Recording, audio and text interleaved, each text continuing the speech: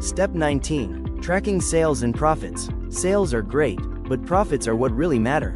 Tracking both helps you make smarter business decisions. Use Amazon reports, business reports, detail page sales and traffic. Inside Seller Central use business reports to track units sold, revenue, and traffic to your listings. Monitor key metrics, total sales, net profit, ACoS, ad spend percent. Keep an eye on metrics like total sales, net profit after fees, and your advertising cost of sales to measure efficiency. Track expenses beyond Amazon, software subscriptions, logistics and shipping, product costs. Don't forget outside costs, software, shipping, and product sourcing. Include them to see your real profits. Use profit tracking tools, Helium 10 Profits, Shopkeeper.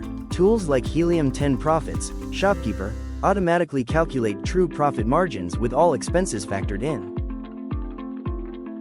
Review regularly, weekly and monthly reviews. Check your sales and profit weekly and monthly. Regular reviews help you react quickly to market changes. Up next, Step 20. Handling customer service. Now that you're tracking profits, let's focus on customer service, a key part of long-term success.